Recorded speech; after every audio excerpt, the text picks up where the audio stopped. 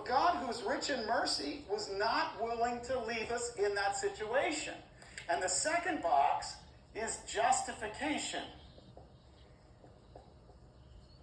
Remember, I told you last time that there was an old system called atonement in the Bible. Atonement was I could bring an animal and I would place my hand on its head and transfer the sin of my heart to the animal. The animal would die because there's a law in the scripture called the law of sin and of death. That means when someone sins, someone dies. That's the payment for sin.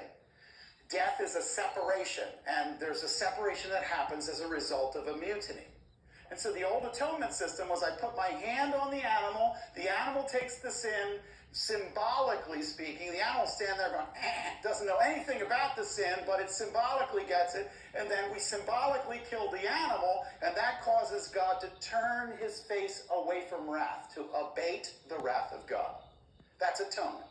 When Jesus came, he set aside atonement and replaced it with justification. Justification is not like atonement. Atonement is like when you clean your room by putting all the dirt in the middle and then put a rug on the floor over top of the dirt and it's lumpy. That's atonement. You cover the dirt. Justification is when you suck up all the dirt into the bag, get rid of the bag, take it to the dump, and scatter it. In other words, there's nothing left in the room of the dirt at all. It's absolutely, totally, entirely clean. Romans 4 and 5 argue that Jesus came, and when he came, he took the place of the sacrificial animal, and he paid for all of your sin once for all, forever.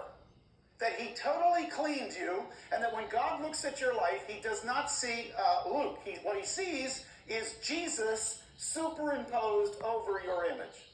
So you stand guilty. Justification is not just as if I'd never sinned. It's you did sin and you are guilty. However, he has fully and totally paid the price of your sin.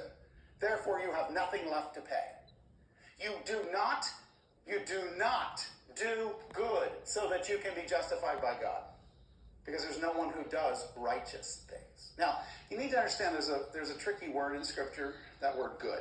No one doeth good. Well, the fact of the matter is, maybe you helped little old ladies across the street. Maybe you did that even before you were saved.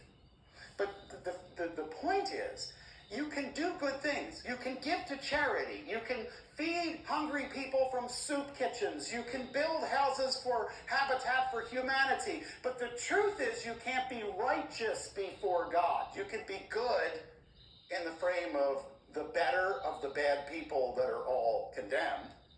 But you can't be righteous, that is, right with God, apart from the payment Jesus made.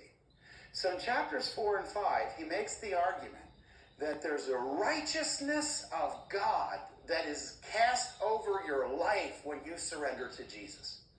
We all following so far? So man was born condemned, but God, who was rich in mercy, would not allow us to remain in that state and rather gave us Jesus. Now, if